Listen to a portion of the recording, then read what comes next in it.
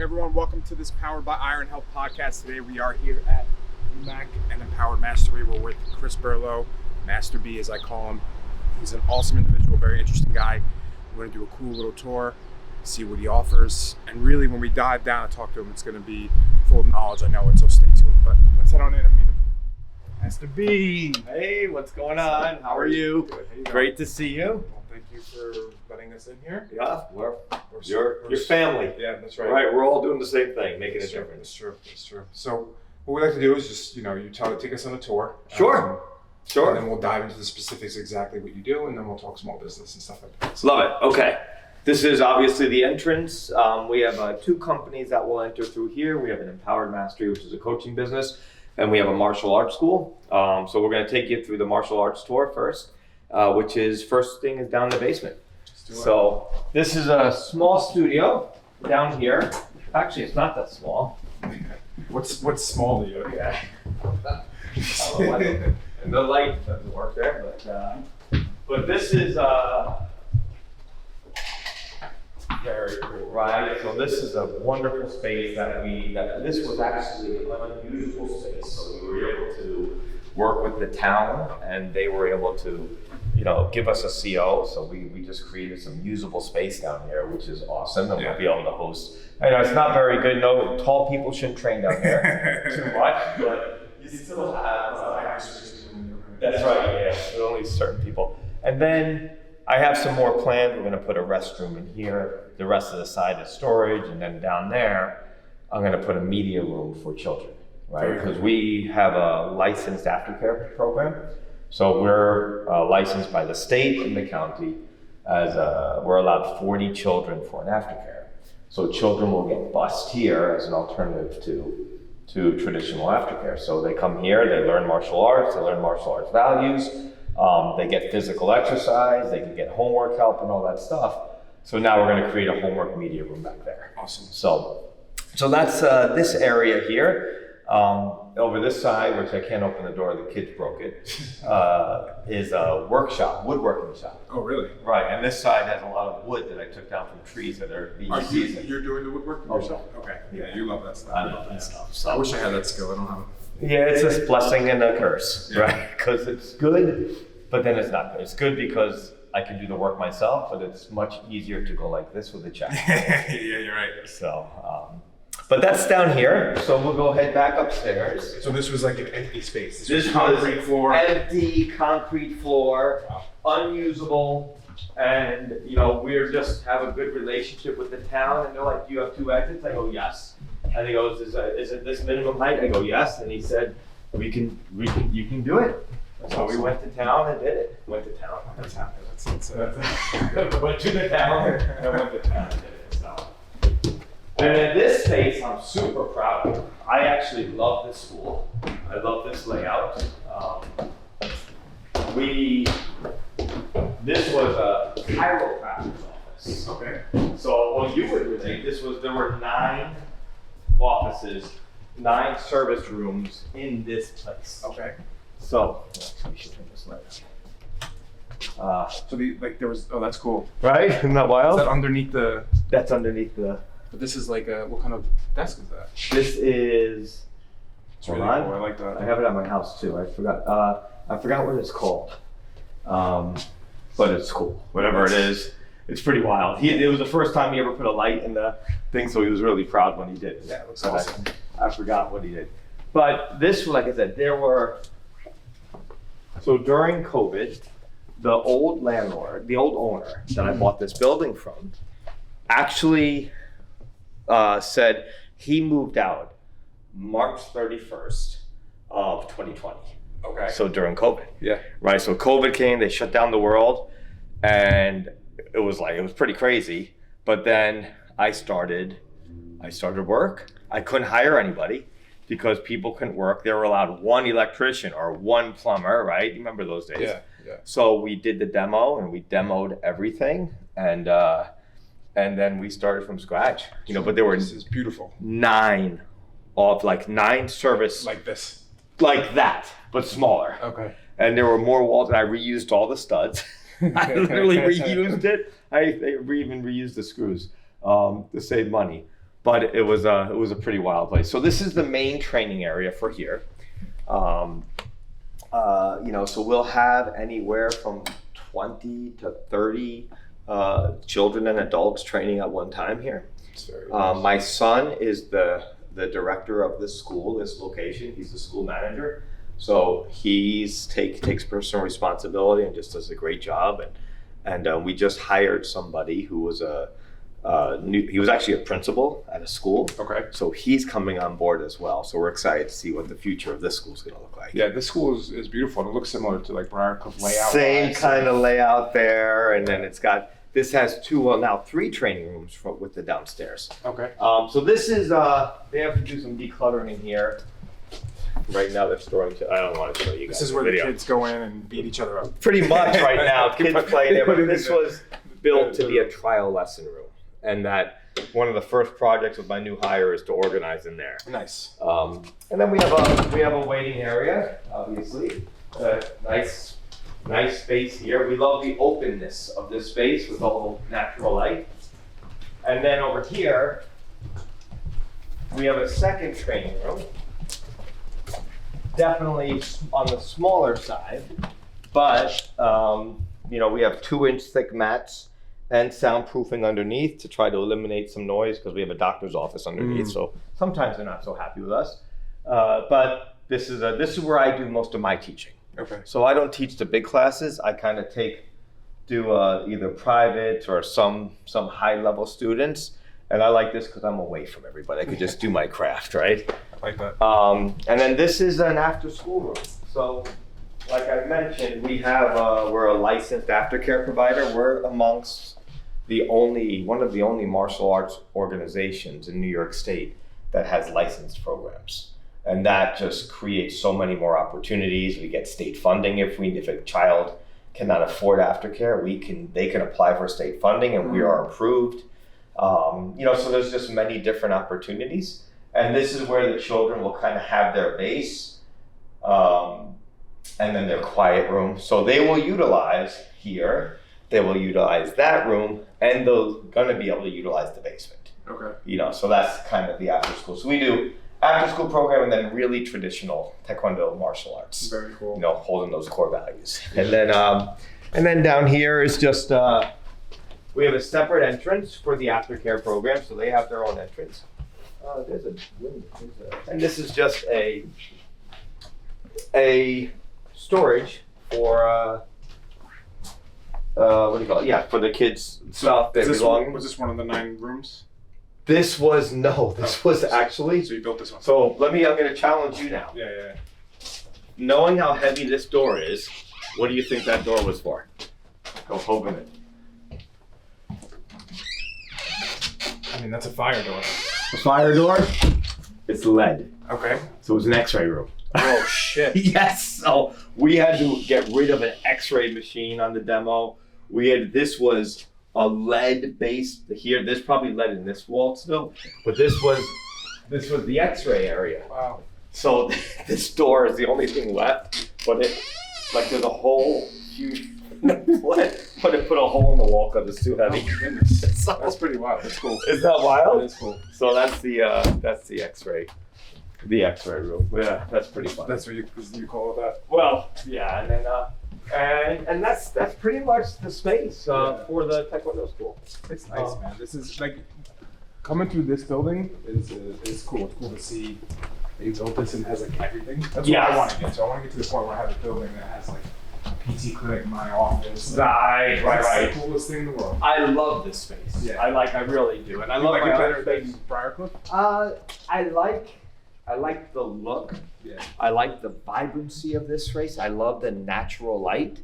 I love the Birarcliff location as well too. That's nice. But there's something about the natural light that it's, and you look up, and the nice thing about it is when you look out the windows, we don't see cars, we see trees. Yeah. We see natural environment, which to me, I like the outdoors quite a bit. If you haven't noticed, which I really appreciate that piece of it too. And then we have a bathroom that we try to keep things neat, modern, and clean, right? And here's my son's luxury office. He might as well right? So he has this beautiful office. Wow.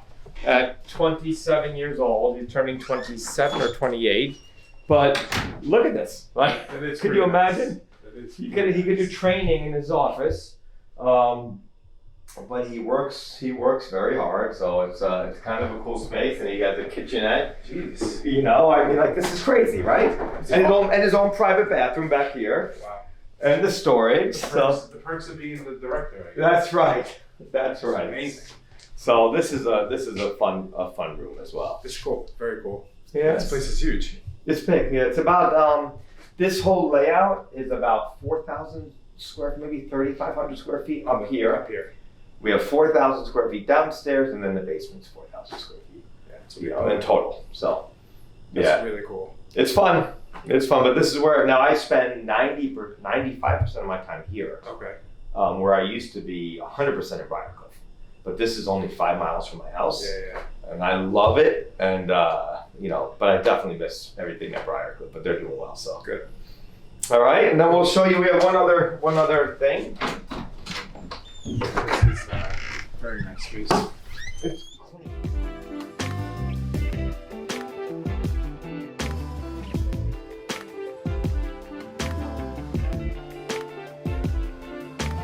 But this is our other company called Empowered Mastery. Which I was a client of. You were a client, one of my favorites. Go back well. We used to occupy the whole floor, but when my partner moved down to South Carolina, we didn't need all this space, but he still does come up and do seminars. But this is my favorite room. This is my tea and meditation room. So what happens here is I will meet with clients here. We will have tea and talk about the philosophy of what we call Il Shin. And Il Shin means be better every day.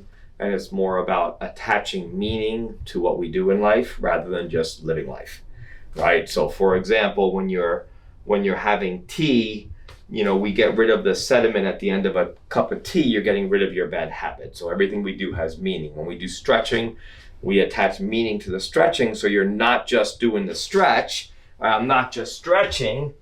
I'm okay, thank you for everything I have in this world. Thank you for all the relationships. So you're really attaching meaning to what you're doing. So I talk to clients and students about Il Shin philosophy. That philosophy comes from my Grandmaster Kim, who is still my mentor, and I still see him 2 or 3 times a year. I travel to California where he retired, and he's just training, so then he still guides us. That's awesome. So I'm super grateful for that.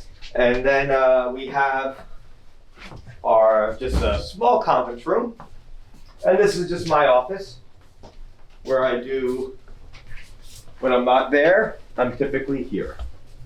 So probably I should just throw this off to the side so you don't see the clutter. And that's a really cool picture I was sharing before. That was, I took that picture while I was sleeping on the volcano next to that volcano. So one volcano was dormant, the other one was erupting, and that was a fuego in Guatemala, and it's just such a cool.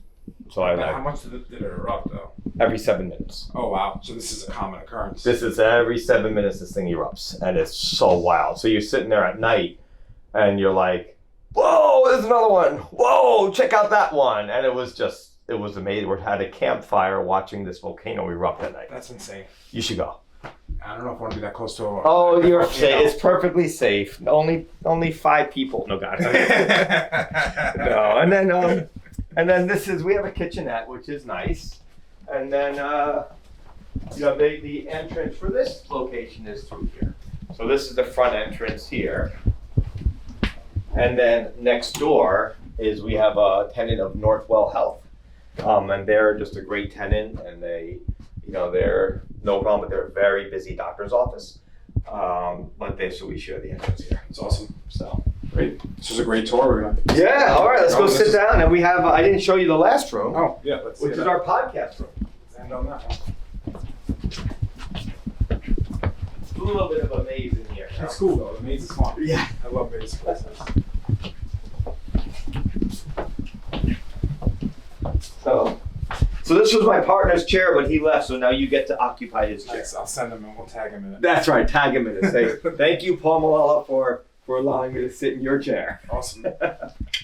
Cool. Hey everyone, welcome to today's podcast, where we're trying to create a community that raises the standard of small business. And today I have Master B, a good friend of mine. What's up? Hey, how are you doing? Good. How you doing? Good. I'm looking good, looking healthy, looking strong. Am I? Yes. I'm trying, man. Yeah, I'm trying. you're doing good. I'm doing a lot of jujitsu and then a lot of, I have this new thing I've been telling my wife. I'm like, I want to eat one meal a day. I haven't started it yet. I'm prepping myself. And I just want it to be steak, potatoes, and vegetables. I want to see how I feel. Just one time? Just one time. Just one time? One meal a day? One meal a day. You won't get hungry? Yeah, I will. Okay. But I want to, I don't know. I want to test it. All I right. like to test it. I love it. I love how willing you are to do things like that, It's right? fun. It's fun. Right? We have to. Well, It keeps it exciting. 100%.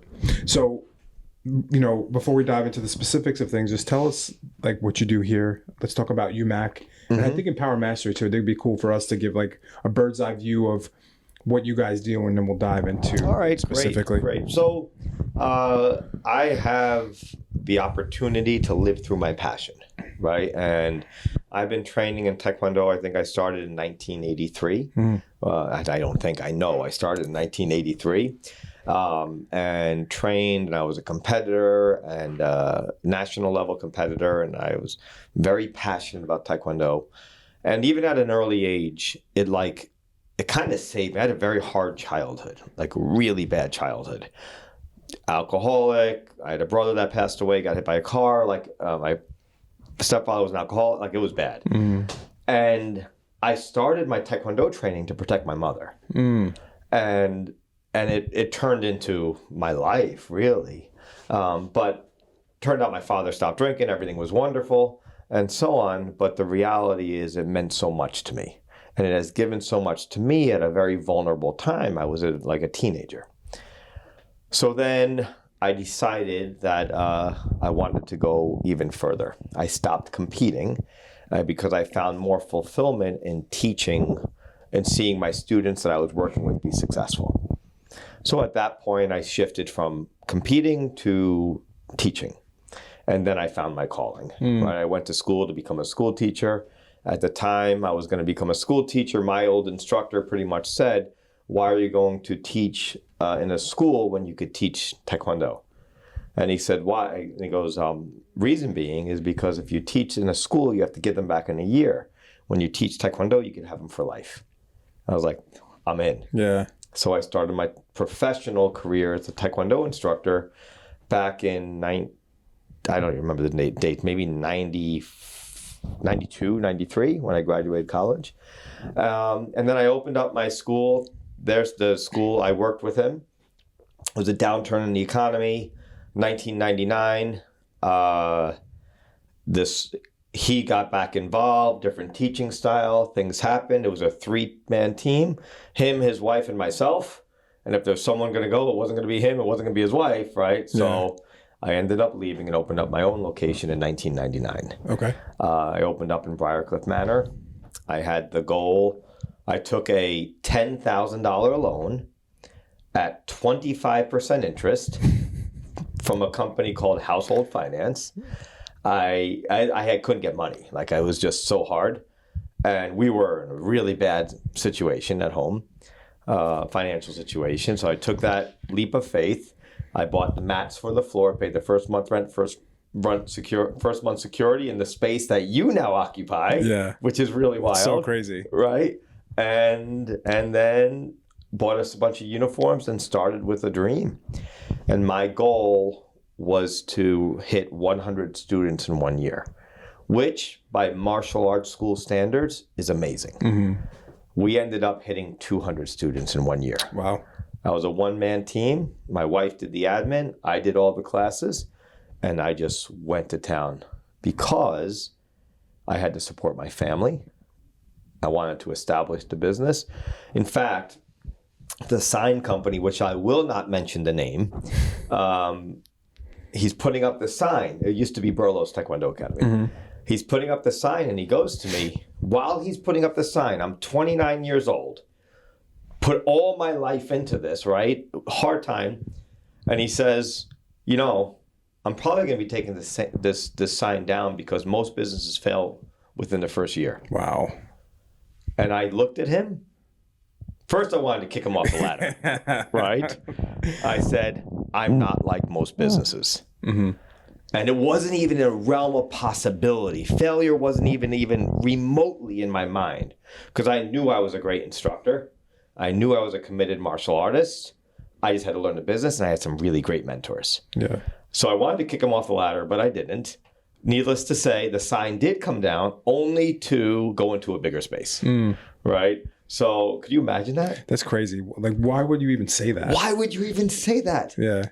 You know, yeah, I don't. That was a good lesson in self-control. Yeah. Right. But I literally wanted to kick him off the ladder. I've trained my mind now when I hear stuff like that, it's to use it as fuel. Just similar absolutely. To you. Yes. Because you notice, like, you know, even people if they listen to this podcast, like, usually the comments you get are all negative. Yeah, yeah. It's like, just don't say anything. Yeah. But it's like, just use it as fuel because you know you're still going to help people. You know. Like the world is not all sunshine and rainbow. You know that Rocky, right? Yeah. That Rocky thing when he's talking to his son. But yeah, that was pretty interesting. So then we got to 200 students, and that was a one-man show. I hired some of my students to start helping teach. And then, so it was like really difficult. Then we experienced really good success. I think I bought a Hummer. Like a full size Arnold Schwarzenegger type Hummer. I was so excited. What year was this? The Hummer was 2001. Okay. It wasn't really a stupid investment.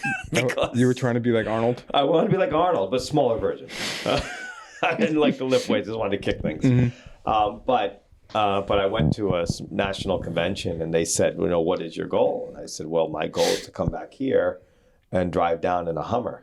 And I did it publicly. I'm like, oh crap, now I got to do it. Yeah. Right. So we ended up doing it. It was pretty cool for the industry to see. So anyway, I did end up selling it. The Hummer or? Oh, the Hummer, okay. For sure, because it was way too much money. I could have bought a house for what I would pay for that vehicle. Damn. Oh my goodness. Anyway, so that was mistake number one. So anybody who's listening, don't get like obsessed with like this big vehicle, right? It's not worth. Yeah. Automobiles are not the greatest investment. I still haven't figured that out yet. But then business was going good, and then 2008 hit, right? So 2008, in the process, I really worked, saved money and stuff, and worked to get my own property. So what ended up happening is I put all my life savings into the property in Birarcliff. It was a half-acre land that we ended up paying for $750,000 for a half-acre of dirt. Wow. Nothing on there, $750,000.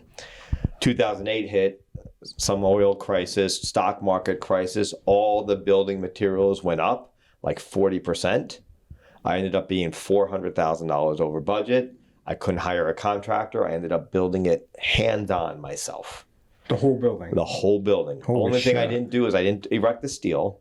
I didn't do the plumbing. I didn't do the electrical. And I didn't do the HVAC because I didn't know how. But every stud that was put up in that building, every piece of sheetrock, every ceiling, you've been there many times. I did it all. Wow. And my only assistant was my 12-year-old son at the time. That's crazy. It was crazy. It was insane. But then what happened is it was going great. 2008, down. Right? Yeah. And, and that year, 3,000 martial arts schools closed. Right? We weathered the storm. And then what happens? We start growing because we have the new space, new energy, new vibrancy. We're growing while other schools are closing. We ended up going back up, right? Back to where we were. And then what happens? What happened? COVID. 2020. COVID. Down. Right? But since COVID, that Birarcliff location is up like 40 to 50%. Wow. Because we stepped up during that time.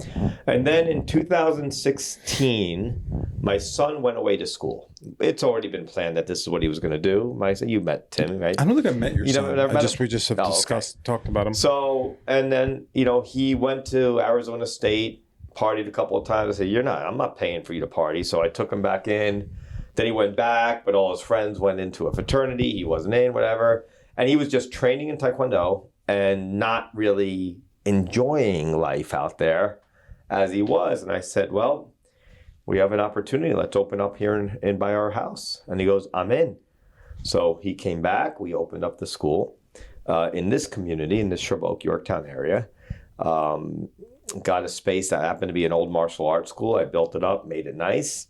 And then 2 years later, we bought this facility. And then we moved our school here during COVID. So we opened up here June or July of 2020, where we opened up in this location. And then we've just been kicking ever since. Yeah. So we have 2 locations. We own both of the buildings, which is great because now we're not paying rent to someone else. You know the importance of that. For sure. And this, honestly, the buildings will be my retirement, and then the businesses will go on to my next generation. That's awesome. That's that's kind of big picture. Yeah, it's a good legacy there too. Yeah. So for UMAC specific, or do you say UMAC or you say UMAC? Like what's the... I usually say UMAC, Okay. but everybody in the world says UMAC, so UMAC is fine. Okay. So did you start it? I was one of the founders. Okay. And Yeah. what's the philosophy there? Because I know you have the 2 locations, right? And then there's technically 5 or 6. I don't even know. We have 2. I have one of my students, Vinny Ballantoni. Yeah, who's who's next right door next to to you, Ardsley. right? I Next door can't get away from UMAC. I so- know, right? It's like we need to strengthen this relationship, this collaboration. But Master Ballantoni has the school in Ardsley. He's my student, and he's one of the greatest people that you will ever meet. Just loves teaching, loves his students, and he's so passionate. I'm sure you hear him. Hear his passion through the walls. For sure. But he opened up a location, and I would like to say under me, but I'm kind of his mentor, and I still mentor him. So I like to say that we have our Westchester crew. Okay. Right, so we have 3 locations. Paul, my partner, has 4 locations. Him and his brother have 4 locations in the Putnam and Dutchess area. And then there's another individual who has some locations up over the river. Okay. Right? And UMAC started with 4 different individuals. We all had individual schools. I think it was back in 99 or 2000, probably 2000. And the idea was we all have unique abilities. Master Paul Malala is very good in systems and processes. We had an individual, Master Ed Chair Fellow, who was good at marketing. We have Master Joe Bedini, who was really good at finance. And I'm really good at teaching and curriculum development. So we created the company United Martial Arts Centers, uniting our schools as one with the intention of creating a process and a system to franchise and have schools open under us. All is great until partners don't get along, right? So I'm not a big fan of partnerships. Okay. Unless they're designed the right way or you have the right personalities. But what ended up happening is the marketing guy and the finance guy were butting heads all the time. Paul Malella and myself were like synergistic. We're same values. Yeah, let's create curriculum, let's systemize the curriculum, let's do this, all in alignment. Marketing guy, I need more money. Finance guys, you can't have it. And they're butting heads. And it became toxic. So we kind of ended up going our own separate ways. And then we would still do joint events. We all learned that UMAC was much bigger than the 4 of us.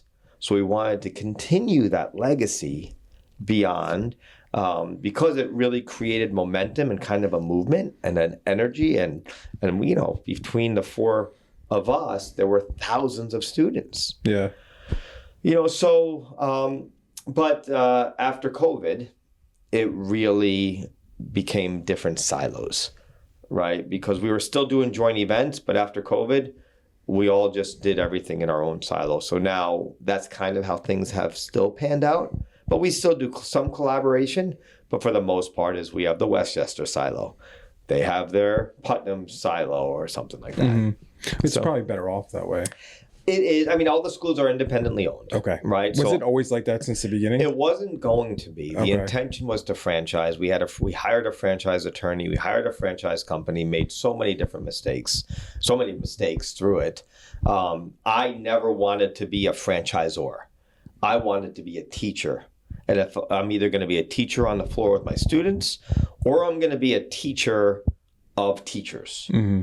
But I never wanted to be a quote unquote business owner. I still don't want to own businesses. Really? Oh my goodness, no. Like you think I'm kidding, right? The only thing I don't like about my business is running it. Like, is that bad? A small business podcast? I don't know, but what do you elaborate on that? Like, what do you like? What do I love? What do you like about having your own business? Because obviously you're entrepreneurial, right? Yes, I'm very I mean, I have real estate, I have this, I have some Airbnbs, there's a whole bunch of stuff. Maybe I just have attention deficit disorder. Maybe this should be a different conversation. So I feel the same. Yes. I feel the same. Well, we've had conversations. Yeah. Oh, let's go over here. Let's go over here. No, the reality is, I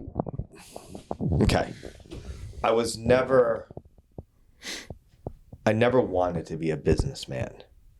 I was offered an opportunity when I went to be a teacher. This is before I knew anything about personal development or mindset or anything. And this guy said, look, I can put you on Wall Street. You can make a ton of money. You can do this. You have good energy, this. And I'm like, I don't want to. I want to be a teacher. This is why I want to be a school teacher. And he goes, really? Why do you want to be a teacher? I go, because I want to impact children's lives. And he goes, yeah, but you could make da-da-da-da. And like, this guy was a fast talking guy. Yeah. And I said, no, I just want to be a teacher. Right? Like, that was my passion from the very beginning. I knew I was going to be a teacher. So, so the idea of like operating a business, it was a lot of trial and error. I made a lot of mistakes. I leaned heavily on mentors. I still do, but I don't have the passion. Like I made so many mistakes. Like I never want to hear about statistics. I don't care about statistics. What I care about is that if my students are happy on the floor, they're going to refer more students to come to our school. So why do I have to worry about closing my back door? Because a lot of people in the industry, they're focused, you got to bring in new people, you got to bring in new people, you got to bring in new people. I'm like, well, I don't want to focus on bringing new people. Mm-hmm. I want to focus on making sure my students are successful and let them bring the people. Mm. But that wasn't a common practice.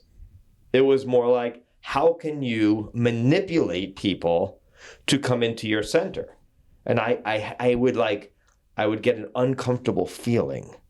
And I'm like, if this is what my industry is trying to do, is to say, oh, okay, you could train in martial arts for $19.99 a month, and then they come in, oh, that's not true, you have to pay $200. I couldn't do that, ethically, morally. But that's the direction the industry was going. Do you know what I mean? Yeah. So when I say I don't like to operate the business, I don't like to, I just want to impact the lives of the students. I want to impact the lives of my instructors, mm-hmm. and let them experience the fulfillment of working with the students. And there's nothing, this, right? In your practice, right? You have a client that comes to your patient, client says to you, I can't thank you enough. Because of you, I am able to walk and play with my grandchildren. Mm-hmm. I'm able to, the dream was to do the Boston Marathon and you helped me do it. Who cares about the business? That magical moment is what drives my business. So very service-based. Service, 100% service-based. And that's why I would say I don't like running the business, because I go to these business meetings. They're like, "What's your statistics?" Like, I don't know. I don't know. I have really happy students. Yet, my school was always really successful. For that part of it, because this is an interesting aspect, right? To me, it sounds like you're instilling the vision statement, the belief system. Mm-hmm. Do you have someone, like, does your son look at that stuff? Okay, that's a great question. So I did, one thing I will say is I tried to develop a really good team. What kind of team do you need?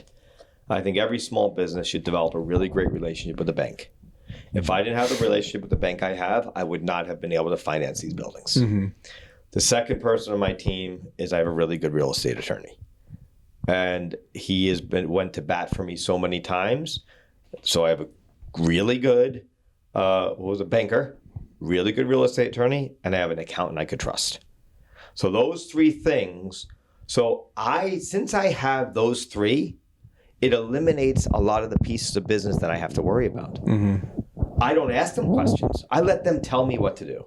Who's that? Steve Jobs, right? Doesn't it say? I don't hire smarter people from me and tell them what to do. I hire smarter people than me so they can tell me what to do. Yep. So I delegate all of the things that are not my specialty.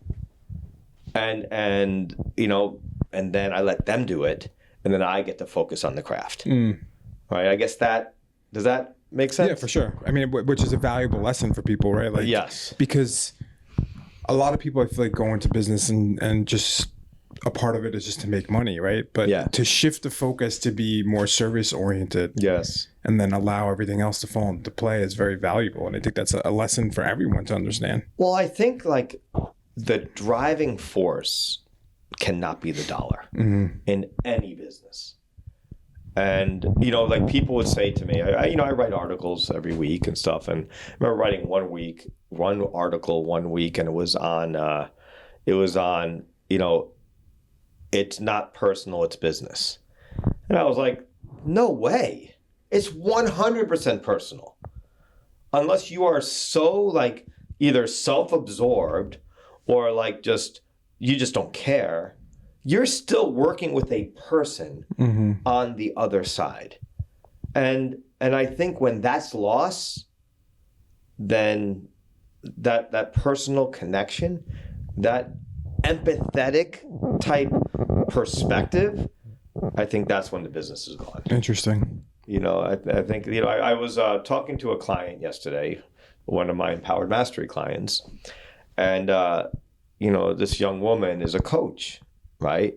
And she's like a coach, but she's also took on a role as a financial advisor. I'm like, you're not a financial advisor, you're a financial coach. It's the same thing, right? For sure. Right? I said, you coach basketball, you coach soccer, and you coach finances. And she goes, yeah, but I have a hard time. I have no problem coaching my athletes, but I have a really hard time coaching my, you know, like advising my clients. I said, because you have the wrong perspective. You're looking at your interchange, your expectation or your guilty feelings that they're going to pay you for the work that you're doing. Whereas the coaching, you're doing it out of the goodwill. I said, it's the same thing. I said, you have a what do they call it? Servant, what's that word? Servant, leadership? Servant leadership mentality. And I said, and so I looked it up and actually read through it, and I sent her this article on servant leadership. But I think that's what it comes down to is servant leadership. Is putting the genuine care of others ahead of everything else. Leading with empathy, leading with genuine caring, leading with your success is driven by their success. I think that is the most important thing for running not only small business but big business. And there's countless people that I've worked with over the years where they work for a big company, they're just numbers. For sure. Right? And they're just numbers. And I shared before we were doing this, I invest most of my time and energy on my team. And then I let them do what they need to do. So much so, and I'm not saying this to impress anybody. I'm saying this just to see where my values are and where I recommend that their values are. You know, I last year after my team, we went through COVID, we flourished after COVID. I said, all right, now it's your time to have a reward. And I took 12 people to all-inclusive resort, Hard Rock Resort in Riviera Maya in Mexico. That's awesome. Right?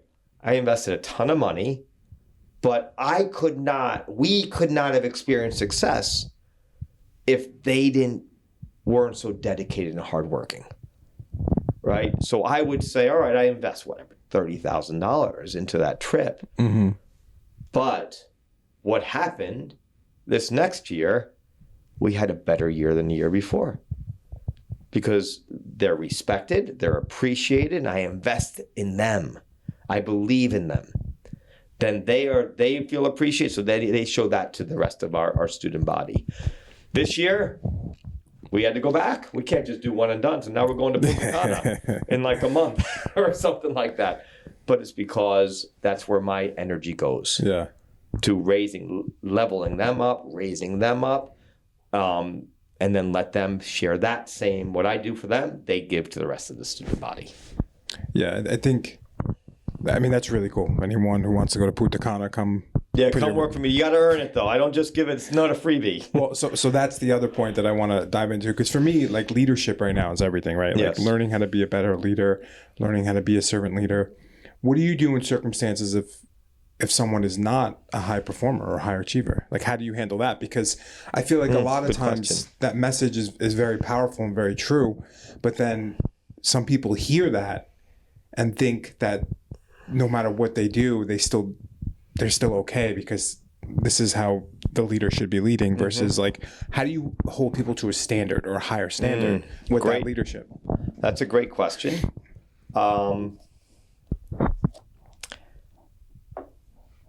I manage the leaders of the school. They have certain standards within themselves. Oh, here's the thing. Let me back up a little bit. They're my students first. They're my students first. And I still train them. So I am subconsciously and consciously raising up their standards in their training. Because I keep the relationship of master and student ahead of everything else. So therefore, they're not just employees. They're my students. So there's a different level of respect than employer and employee or than teacher student. So I still actively train them, number one. Mm-hmm. And number two, I train myself when they're not around. So they see me that I'm working hard to train. And I tell them, you know why I train so hard? So I could keep training you. Because if I stop, then you're going to go past me. I can't let that happen, right? Yeah. So I keep training, I raise them up.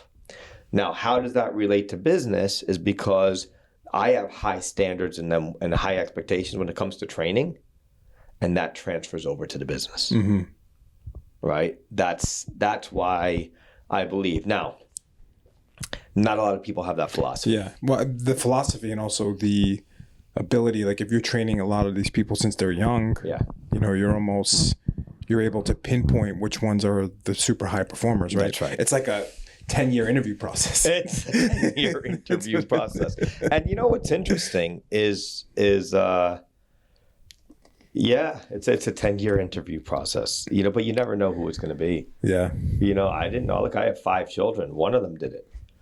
One of them is a professional martial artist. I have, you know, I'm so proud of all the other things that the other ones are doing, but still, you know, 1 out of 5, right? You never know which student's going to rise and take this as a career opportunity. But the other thing is I instill in them a lot about culture.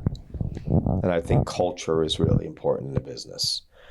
There has to be a cultural foundation where it's something where people want to be a part of. And I think that's another thing that's where my emphasis as a leader is. The questions will go, how are we fostering and nurturing our culture, right? How are we making sure the students are happy? What more could we do for you? What more could we do for them?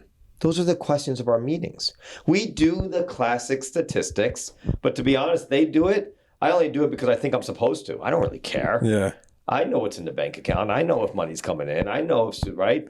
But they like to keep track of that stuff. Yeah, interesting. You know, but me, I'm more of the energy of the business, the feel, and the culture. You're the visionary at that point, which is true. But I do want to talk about culture. We'll dive into the specific cultures here. But before we do that, like, what is some advice for people who don't have the ability to like train people that long to find people who are high performers? And I say that in a sense of, when I hire someone, I don't know what I'm getting till 6 months after they get hired. Yeah. So, how do you know at that point? Or like, so there's a couple of things. Number one, I think every business should have a clear definition of what their values are. That's number one. If you don't know what values the business has, then how do you know if somebody's a right fit? So I think that's one. They have to know. Like, for us, it's very easy because we have a word, the ideal, which we've talked about, right? But for the Taekwondo school, it's self-control, integrity, perseverance, respect, and indomitable spirit. Like, this is like the foundation of Taekwondo. But the business has to know what values they are, and they should really define them. What are the values and why? And then after that, you hire somebody. We, even to this day, we will not hire somebody without doing the Kolbe Index A exam. Remember the Kolbe? Yep. We have to do that as well for two reasons. Number one is because we want to be able to communicate effectively with the staff member, make sure it's a right fit, right? And if you understand what their Kolbe is, which is their way they instinctively operate, then you know how to communicate effectively, and you're not going to try to put a square peg in a round hole. Yeah. And so the Kolbe is just a personality test in essence. Personality. It's not even a personality because it's not based on personality. It's based on instinctive actions. Like, these are things you don't control. It's just who you are. You're very entrepreneurial. You have like an 8-9 quick start. I remember. Yeah. Right. Me too. Right. But if you have a 1 quick start and you have like an 8 follow through or an 8 fact finder, you're paralyzed until you have the information. So for me you and I can communicate. We'll be talking. We're like, let's do this. Okay, let's do it. Yeah, that's a great idea. Whoa, look at that building. All right, let's go over there. Let's do this.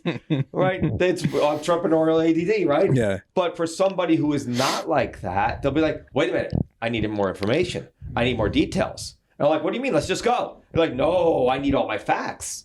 So now I would know if somebody needs facts. All right, let me give you some information, and you can make that decision. Now I know how to communicate effectively. So we do that too, right, with the teams, and then we do workshops with our whole team to make sure they understand each other's, so they know how to effectively communicate. Very interesting. Right. So that's for that, and then the third thing is I would invest in them. And I'm not saying invest money, I would invest time. Not only the training program, but I'm talking about culture and community is going to be created about the time outside the business, not just in the business. And I think that's what's important. Whether it be you as the leader, have a picnic. You as a leader, take a group and go bowling. You as a leader, have some drinks after a long day. That culture that you create, then all of a sudden they look at you, it should not be, in my world, yes, leaders up here, and then you have everybody under, but I'm at the same level. Yeah. I'm no better, I just have a different role. And that we have to have mutual respect for everybody. And that is why culture is so important. So, well, how do you define culture then? Culture. One of my staff members after Mexico last year, she's a very important part of our organization. She's like the operations person. And she said to me, she said to our group after, she said, I loved everybody before, but I love you all so much more now. And I was like, you just made like everything worth it. Every dollar, everything, that's what I was hoping for. So I think culture is their willingness, your team's willingness to go over and above for the good of the business, not because they have to, but because they want to. And I also think it's, I had another thought regarding it, that they will help raise each other up and uplift each other and edify each other. That there's a certain level of respect. There's no drama. Drama is not exist. If there's drama, I kick them out. Okay. That you want to see how I get rid of somebody? Give me drama, you're gone. Okay. So that was going to be my next question. What is your lines when you're like, someone's got to go? Drama is the path to the dark side. Okay. If somebody brings drama, I have no problem. It'll be hard, I don't, drama's not happening. That's like a unnegotiable in your business. That's non-negotiable. If there's drama, a student brings drama, you think you need to go train somebody somewhere else. It's not happening. That's cancer. That's cancer. What else would you say as the business owner you don't tolerate? Because it's like so interesting, and what I'm diving into here specifically is for business. Like obviously you're a great leader, right? And you have a great team and you're able to train them and they're all bought in. But there's definitely people who have come up through the ranks that you've had to get rid of, right? Yeah, we've had to let some people go. That's a part of business. Not many, but we've let some go. Yeah. One guy I had to let go because he was in charge of picking up kids and he smelled alcohol on his breath. I was like, well, you're out of here. Yeah, that's easy enough, forget that. That was like a no. He goes, yeah, I think I know where I'm going. I know what this meeting's going. I go, you're damn right. Are you freaking kidding me? But we have had to let people go. And some students that we had many years that we had to let them go. But what I have learned is that culture is the best way to weed people out. That if people don't mesh with the culture, they're going to leave on their own. Yeah. That's what I have found. And a lot of times we don't have to have those difficult conversations. It just happens on its own. And you would say you as the leader sets the pace for the culture? I do my best. Yeah. What I try, and I just had this conversation with them, because I said, this is my staff meeting, and I had to have because there was a little bit of a tension-filled meeting. I was like, this is not what usually happens. And the next week I said this. So usually we're all meshed together and but there was some weird energy last week. And I said, I'm going to let you know, I don't like it. And I said, we have all the statistics in the business and you guys are all doing great. But I'll tell you one thing I can do is I can read energy and I could still envision where we should go. And I shared some anecdotes and some stories around basically drama is the path to the dark side. It's if there's something going on, right, it just can't exist. We have to work together like a team. You go in one finger, you try to punch through the wall, it's not going to work. You're going to break your finger. You take 5 of them, you can blast almost through anything. I said, we got to be together, right? And they understood the point of the conversation. So I forgot what you asked me. Do you remember? Let's see. It was definitely about leadership, setting the culture. It was about setting the culture. So anyway, I have to kind of keep. I just keep an eye on it, I guess you can say. I oversee it, and I see I will see how the students are collaborating with each other. I'll see how the staff is collaborating with each other. That's what I'd say my specialty is. I don't know if that makes sense. No, that makes total sense. And you even said it too. You're setting the vision where you have to go. Right. You're setting the pace. And, there is some stuff in there, like the fact that, like I said, you're a great leader and you don't tolerate certain things, which creates everyone to be on a certain level because you won't tolerate that. And I think that's valuable They too. definitely know my areas where I will not negotiate certain things. And negativity, I will not accept. Yeah. Right? Disrespect to each other, boom. So we created values amongst our team. And again, the other thing that you have to know is everybody moves through their lives. Everybody's not always going to be happy, right? And there's going to be times when somebody's down and the other one's up and you have to help support them, right? So there were, we have a vision meeting once a year and we outline our values. And I asked them, well, what are the values that are most important to you? And then we just put them on a list. And I said, well, what does that value mean to you? Mm-hmm. And they'll say, well, respect. Well, what does respect mean to you? Respect means that you're respecting somebody else's time and you're showing up. And you ask another person, what does respect mean to you? Respect means that that person is always respectful to their items or something like that. Oh, so you define respect as time and you redefine respect as personal belongings. You now have a different definition of respect. So you're coming from a different perspective. So what we did is we defined what these values mean. So every meeting we have, every staff meeting we have, we start off by reading out the values. And it's funny because whoever's late is the one that reads punctuality, right? but it reinforces why, our collaborative relationship that we have.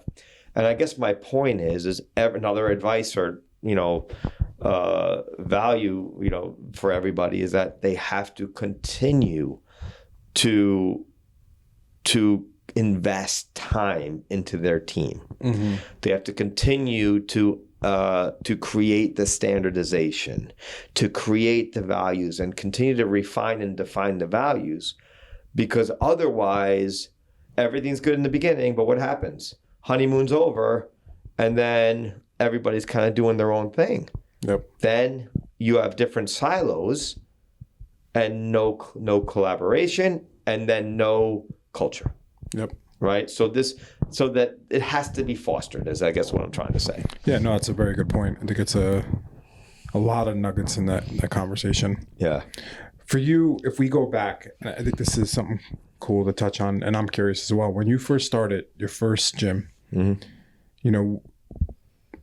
What pushed you over the edge to do it? Because you said you had no money, you had nothing. Like, what really was a contributing factor? Especially, you said you didn't want to be a business owner. Yeah. So what was a factor that drove you to that? Desperation. Yeah. well, I'll tell you. I left my old instructor from teaching. I left in October of 99. I left October of 99. And I'm a New York State certified teacher, right? I went to school to be a teacher. School teacher. School teacher, yeah. I knew I was going to teach, right? Secondary history, social studies, middle school, high school, social studies. And I'm like, all right, well, if this is not going to be my career, I still want to train the athletes, but then I'm going to go and become a school teacher. I could have summers off. I could be there for my children. And so I had 2 kids at the time already. And, but it's October. I put in resumes upon resumes. And back then you had to actually mail stuff. Mm-hmm. But I did all the resumes and nobody was hiring. So I'm actually I had no income. I'm doing substitute teaching to try to establish in the local schools and doing construction on the side. And finally, it was like December of that year, and I talked to my partner, Paul, and he looked at me and goes, no, Taekwondo is you have to do this. I'm like, I don't want a business. And then I talked to Paul Edwards, who you train with grappling. Yeah, Paul, he had a school. I'm like, what do you think? He goes, no, you should definitely do this. Talked to my other friend, Joe Badini, you should do this. I'm like, I don't want to. I want to be a school teacher. I want to be there for my kids. I want to be home at night, right? And I finally, in December, I'm like, we can't do this anymore. I said to my wife, Kathy, I think I need to open a school. And she looks at me and she goes, finally. She literally said, finally, let's do it. Yeah. And that's when we got the loan. I opened up December. I think I signed the lease in December that year. Wow. And then then it was like, and then I had no clue what the hell I was doing, but I had some mentors, and they advised me and helped me. And then what drove you to consistently grow? Because now you're at 2 schools, 2 big buildings. Like, what changed? Legacy now. Okay. Like legacy. Like I want, like Hamilton says, I want something that's going to outlive me, right? I want this to go to beyond me. I have such a dedicated team. This industry has provided a great life for me and my family. And they chose this career out of any career, and I want to make sure that they're successful. So I still work hard. Now, I don't work in the business much as I used to, mostly because of my knees. But I train them, and I will advise them. I'm the sounding board. I'm the mentor, right? But I have to make sure that they continue to grow and grow and grow. So all my thinking is 2, 3, 4 steps ahead for them, for their benefit. And then I have such faith and trust in them. I know they're going to uphold the standards that I've showed them, and they just have to continue it on. That's awesome. Right? So that is my driving force now. Like that's what, and because I've seen businesses where they don't have a path of advancement for their employees or their staff or their team, and then they leave. I can't let, right? They leave. Yeah. I want them to grow. I want to grow together, right? And I don't mind sharing. And I will completely just, I'm not going to go exact numbers, but my business grew, the Birarcliff School grew about 40% since COVID. I didn't take any additional revenue for myself. I distributed to them as a reward for their efforts and work. Do you know what I mean? Yeah, that's great. Because I'm good. I'm happy. Now, probably I did take a little bit. I got another car or something, but still. Hummer number 2. Yeah, no Hummer. No Hummer. But I got a really cool Jeep now. Nice. But my point is like, I will invest in them. I want them to experience success, and then when there's something after, then I'll take it. That's awesome. Yeah, they're first. Yeah, I love that. So for Empowered Mastery, let's dive into that. I know for anyone listening, I was a client. You were the best client. Oh, thanks. I appreciate you it. accomplished a lot, right? Yeah. Right. That was a lot of good stuff. Very valuable stuff. What we went through, and it's I'm like you, and like I just need to try different coaches. That's why I left. It's nothing to do with the program. I think the program is amazing. But let's dive into it. What is it, and how do you help people there? And so, Empowered Mastery, which is we're in our Empowered Mastery podcast room, right? That used to be my partner Paul's seat, but he moved to South Carolina. So now you have a nice. Strong. I feel privileged. You are privileged. Yes. And honored.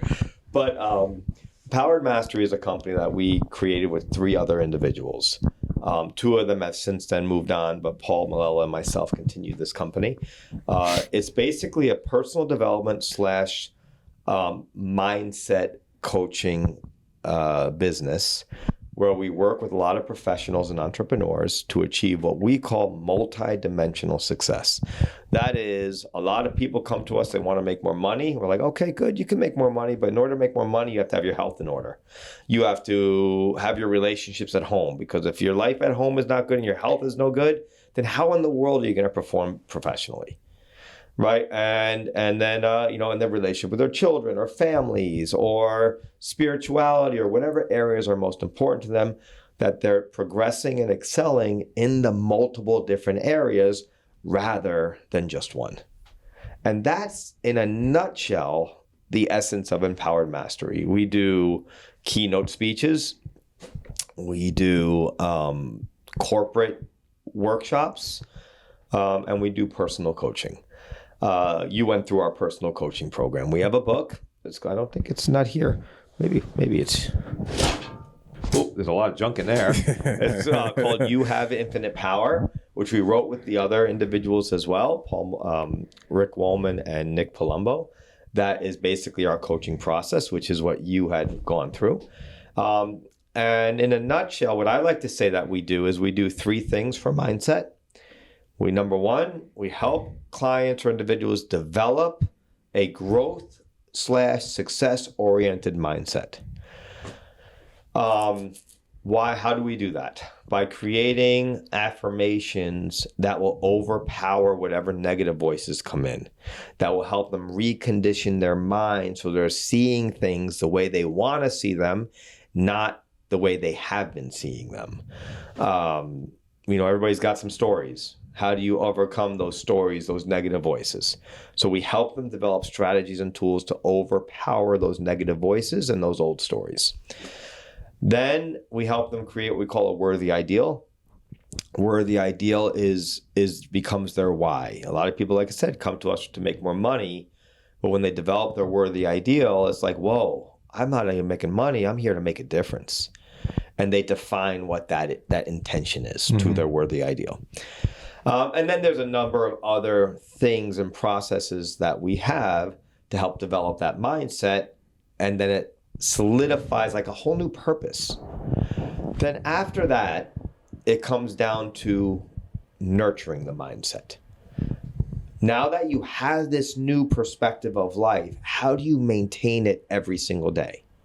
So we teach some strategies and rituals and routines to help nurture that mind through meditation, through exercise, through like daily habits to make sure that their mindset is where it needs to be for them to be successful in life. And the life meaning personal, professional, relationships, whatever, health. And then the last part about it, which a lot of people don't really talk about, is protecting the mindset.